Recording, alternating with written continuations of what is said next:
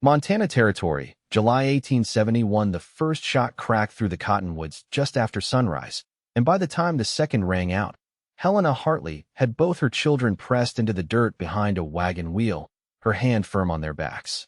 "Stay down," she whispered, eyes burning, breath shallow. The cabin she had built with her own hands, the one her late husband never lived to see, was already burning. Flames curled up the porch posts like snakes. Smoke smeared the sky. She could hear the riders shouting, but she could not make out the words. She only knew they were not friends. Her daughter, Josie, only 5, whimpered softly, while her older brother, James, held his mother's arm with both hands, trying to be brave at 9, but shaking all the same. One of the riders dismounted, rifle slung over his shoulder, boots crunching over dry grass. He moved toward the wagon, slow, like he had all the time in the world. Helena braced. She had nothing but a carving knife in her boot and no chance of surviving long enough to use it. But she would die on her feet if she had to. Then there came a third shot, close, sharp, and different. The rider stumbled, clutched his shoulder, and fell hard. Another blast followed, and then a voice rose like thunder from the trees. "That's enough, you bastards." The voice was deep and raw, and it came from a man stepping out of the pines, long rifle in hand. His dark coat flapped behind him as he moved fast and clean through the smoke, boots steady, a tan hat pulled low over his brow. The other riders hesitated. One cursed, and then they turned, heels kicking up dust, galloping off toward the hills like the cowards they were. The man lowered his rifle and looked toward the wagon. "Ma'am," he called. "They gone. You and the little ones all right?" Helena stood slowly, heart still pounding, skirts streaked with ash. "We are now," she said hoarsely. The man walked closer, pushing his hat back so she could see his face. He was not young, nor too old, maybe 35, with a square jaw, sun-browned skin, and eyes like the prairie sky, clear and steady.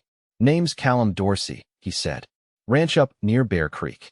I caught sight of the smoke and came quick as I could." "I'm Helena Hartley," she said, keeping one arm around James's shoulders. "These are my children, James and Josie." Callum's gaze moved to the children with something soft behind it.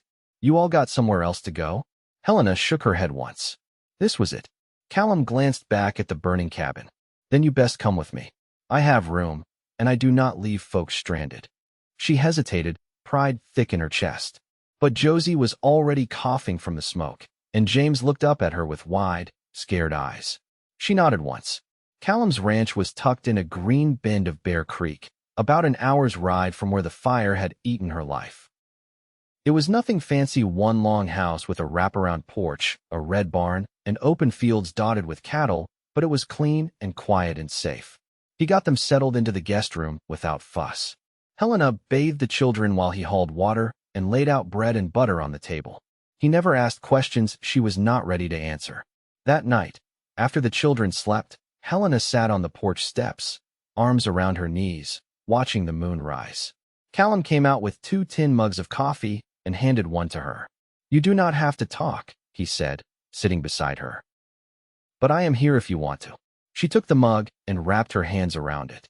"My husband died 3 years ago. Fever. We came west after thought we could start fresh. Guess I thought wrong." Callum looked out over the dark fields. "A man I worked for used to say, 'The land gives and the land takes. All you can do is stand your ground in between.'" Helena gave a quiet laugh. "That sounds about right." They sat in silence for a while, the kind that did not need filling. Crickets chirped. Somewhere far off, a coyote called. Callum finally said, "I meant what I said. You can stay here. Long as you need." She turned her head, studying his profile in the moonlight.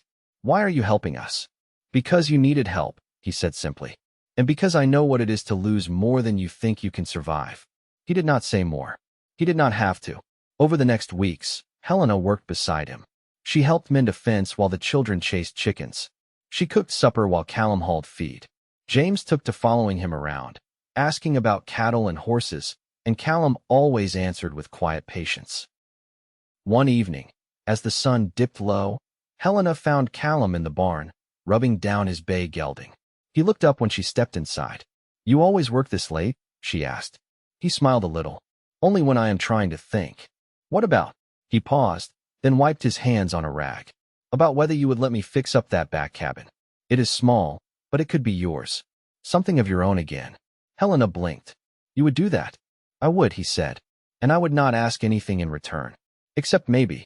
You let me keep seeing you. Talking with you. Being near you. Her breath caught. Callum, I know it is soon, he said. But I am not a man who says things he does not mean. When I give you my heart, it will be yours until I am gone. That is the truth. Tears stung her eyes fast, unexpected. She reached out, and he caught her hand in his. It was rough, warm, steady. I do not know what comes next, she said quietly. But I trust you. He stepped closer, head bowed just slightly. That is all I could ask. And when she leaned into him, he wrapped his arms around her like he had been waiting his whole life for that one moment. The first frost came early that year. It silvered the fence posts and curled the edges of the last yellowing leaves, and Helena felt it in her fingers each morning when she pulled water from the well. Callum had started splitting extra firewood in the evenings, stacking it under the porch eaves without needing to be asked.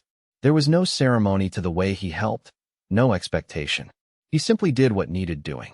Helena had taken to baking bread before the sun rose. It gave her something to do with the quiet, and the warmth helped keep the chill from Josie's bones. James had taken a shine to the milk cow and had named her Lily, much to Callum's amusement.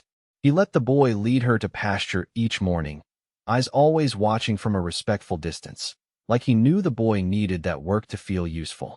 One afternoon, with the sky low and heavy, Callum returned from the south pasture with a limp. Mud clung to the hem of his trousers, and his left boot was torn across the toe. Helena met him at the barn door. What happened?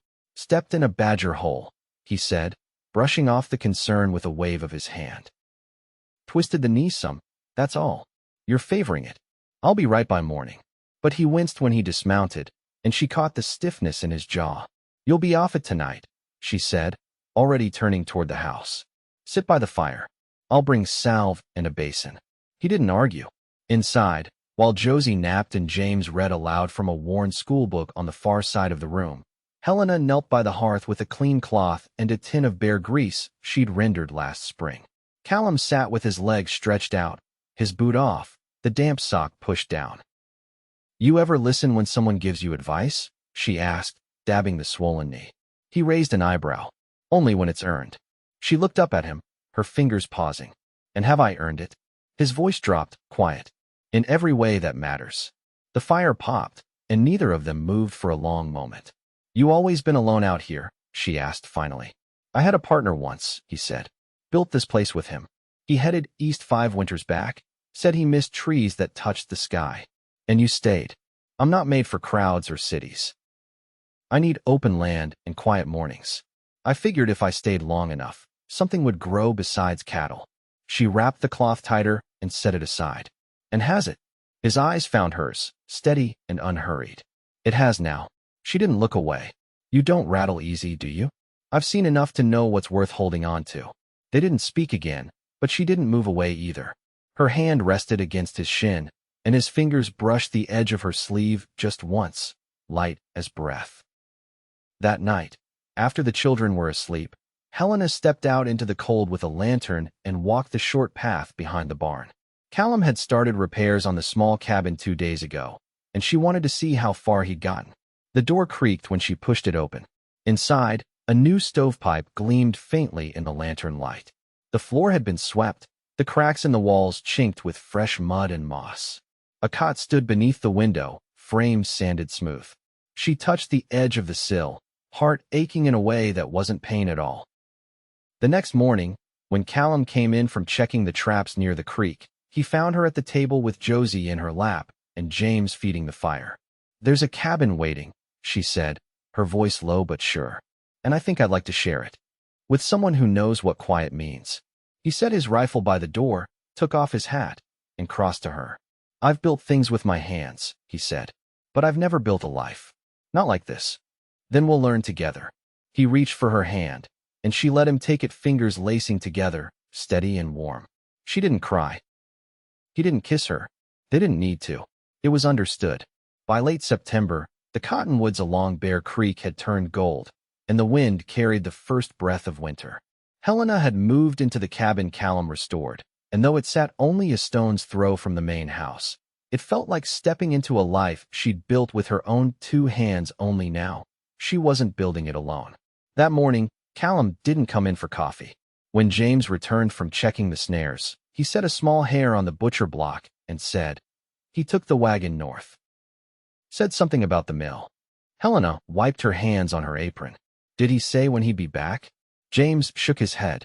"Just said to keep the fire going." She nodded, but something in her settled uneasy. By the time dusk folded over the plains, the wind had picked up sharp across the porch rail. Helena stepped outside, arms crossed over her shawl, eyes pinned to the road. The lantern by the barn door swayed, throwing long shadows. Josie had already gone down for the night, and James was reading aloud in the corner, voice growing slower by the page. The wagon rolled in just past dark, wheels whispering over the frost-hardened earth. Callum climbed down careful, slower than usual, and set a large crate on the porch before coming inside. Helena looked him over. "You're late. Had to go past the mill. Stopped by the dry goods while I was there." She glanced at the crate. "That's a lot of flour." "Not just flour," he said, easing off his coat. "There's a sewing machine in there too." She stared at him. "Why would you do that?" Callum ran a hand through his hair, not quite meeting her eyes. "Figured you'd get more use out of it than I would. Storekeeper said it's the kind that'll hold up through snow and spring both." She stepped closer. "You went all that way for me." "For us," he said quietly. "If we're building something that lasts, might as well make it strong." She reached for his hand, fingers brushing over the calluses she'd long grown familiar with. "You could have just told me." He looked at her then, something unguarded in his expression. "I figured showing you might mean more." Later that week, Helena stitched curtains for the front windows while the children played in the hayloft. The new machine ran smooth under her hands, and it quieted her thoughts in a way that surprised her. She had gone so long without expecting anything to be given freely that she didn't quite know what to do with a man who gave without asking. One evening, as she folded linen near the fire, Callum came in with a strip of rawhide in his hand. He held it out to her. "What's this?" she asked. "Bracelet," he said. "Made it from a range strap that snapped last winter. Thought you might like it." She turned it over in her hand, the leather soft and worn, a small copper bead threaded through the knot. "You've got a quiet way of speaking," she said, fastening it around her wrist. "But I hear you just fine." He crouched beside her chair, resting one hand lightly on her knee. "I meant what I said, Helena. When I give you my heart, it'll be yours until I'm gone." She curled her fingers into his. "Then you'll have mine the same way." That night, after the lamps were lowered and the wind moved gently through the trees, Helena sat beside him beneath the quilt she'd made from salvaged feed sacks. He didn't speak, and neither did she. He simply reached for her hand and held it like something sacred. Outside, snow began to fall in a hush that covered everything. Inside, the fire burned low and steady, and for the first time in 3 long years, Helena slept without dreaming of loss. October settled in with a wind that rattled through the eaves and sent dry leaves skittering across the yard like mice. Helena added another quilt to Josie's bed and started stitching wool linings into James's shirt sleeves when the evenings grew too sharp for cotton alone. The days shortened, and the light took on a brittle quality, pale and slanting by afternoon. Callum had begun rising earlier, sometimes not returning from the northern edge of the range until after dusk. He hadn't said why, but she noticed the way he checked the sky, how his hands curled tight around his gloves before he spoke. Something was pressing in, though he hadn't let the weight of it show. One evening after supper, when James was boiling pine pitch for a school project and Josie had fallen asleep in Helena's lap, Callum leaned against the doorway, his arms folded but not relaxed. "I'm thinking about selling some of the herd," he said, watching her face. She looked up, resting her cheek against Josie's hair. "You said they'd hold through winter." "They would, if I had more hands. But I've had word a few bands of riders got run off their land out east. Some turned to rustling. There's been signs near the far fence line tracks where they shouldn't be." Helena set Josie down gently and rose, brushing her skirt smooth. "You think they'll come this way? I think we can't count on being left alone forever." He stepped forward, voice low. "I don't want you or the children unprotected.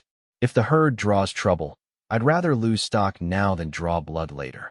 She walked to the window, her fingers resting on the sill. "You've been looking after us, Callum, since the fire. But this land, it's yours." "It's ours now," he said. "I meant what I told you, Helena. You're not a guest here. You're what makes this place worth anything at all." She turned to him, brows drawn. "You'd give up part of your livelihood to keep us safe?" "I'd give up all of it," he said, stepping close enough that the firelight caught the edge of his profile. "There's not a steer or a fence post on this place that means more than you do." Helena didn't answer at first. Instead, she reached for the basin and poured water over her hands, drying them on a scrap of muslin. "Then I'll help you prepare. We'll mark the cattle, clear the sheds, and brace the north fence. If trouble comes, it won't find us idle." He touched her elbow, voice gentling. "You're not meant to carry that weight." She looked at him, steady. "It's not weight if we carry it together." The next morning, she woke early and tied her hair back with a strip of flannel. While Callum loaded the wagon, she boiled chokecherry syrup and wrapped hard bread in cloth for the day's ride. There was no need for talk. They moved like two halves of a practice team.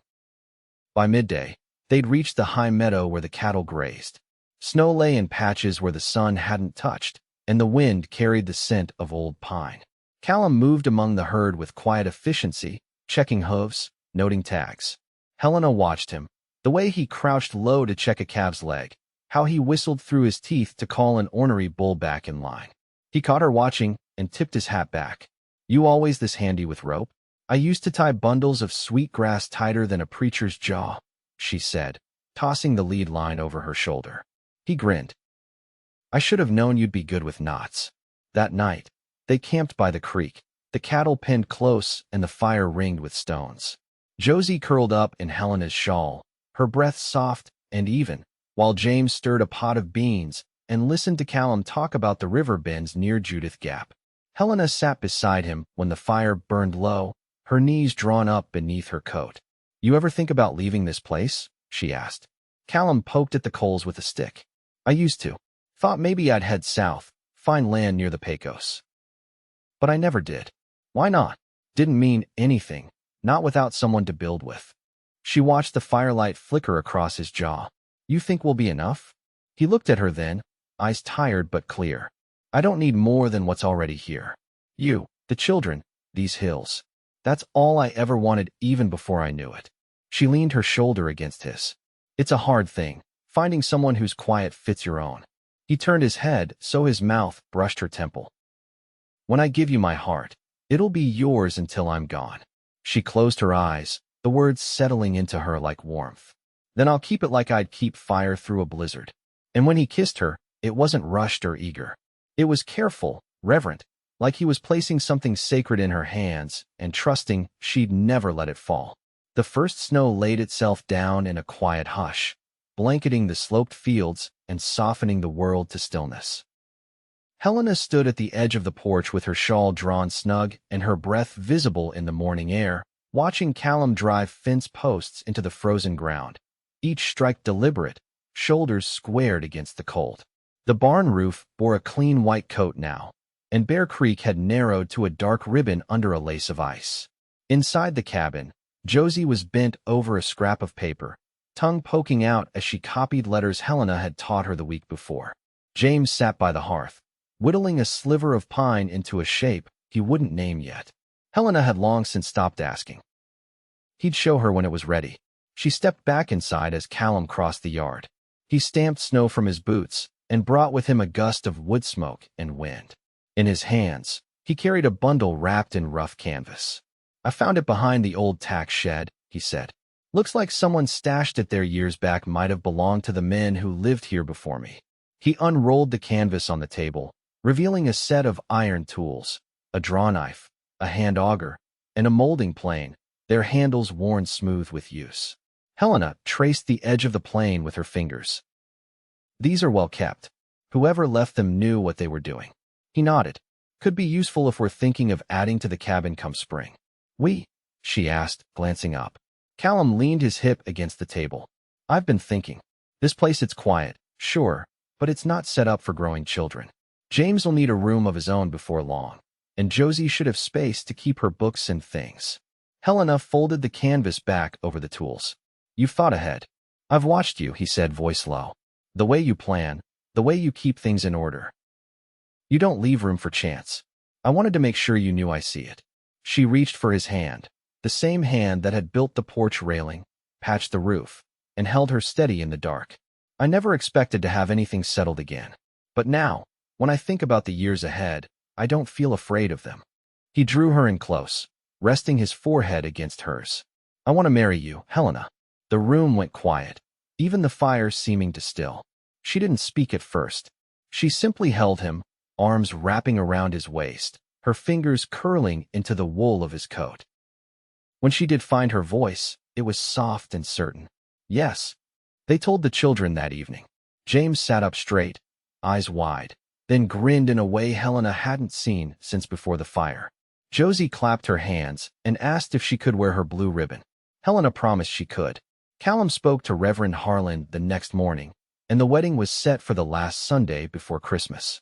There was no fuss, just neighbors gathered in the small clapboard church near the creek bed, the pews dusted with pine boughs and candlelight flickering against the windows. Helena wore a dress she'd sewn herself undyed wool trimmed with a strip of lace from a trunk she hadn't opened since Missouri. Callum stood beside her in his best coat, the same one he wore into town that foggy day she first arrived at his doorstep, stood on her skirts and no home left to go back to. Reverend Harlan spoke plainly, hands folded over his Bible, and when he asked if they would take one another through every season ahead, they both answered without hesitation. Afterward, they returned to the ranch. Neighbors brought jars of pickled beans, dried apples, and a jug of elderberry cordial. Helena set out cornbread and roasted squash, and Callum stoked the fire until the cabin glowed with warmth. That night, once the children had gone to bed and the house had quieted, Helena stood by the window, watching snow fall in slow, lazy spirals. Callum came up behind her, wrapping his arms around her waist. "You warm enough?" he asked into her hair. She leaned back against him. "I'm more than warm." They didn't speak after that. They simply stood there, watching the dark fill gently with snow and knowing, in the way that needed no words, that they had found something rare and whole. Spring came slow, with meltwater trickling through the gullies and robins returning to the bare trees along Bear Creek. The ground softened enough for planting, and Helena tended a new patch of earth behind the barn while Josie read aloud on the porch, and James helped Callum raise the first wall of the cabin addition. By midsummer, the children had their own rooms, and Helena had a small desk by the window where she wrote out seed orders and kept the accounts. She had never imagined a life where order and love could coexist, but here it was, steady, shared, and real. One evening, as the sun dropped low and painted the sky with long strokes of gold and ash, Callum took her hand in the field, his thumb brushing the edge of her wedding ring. "We built something," he said. She looked out over the land, the hills soft with grass, the smoke rising from their chimney, the children's laughter floating from the porch. "Yes," she said, "and it's ours."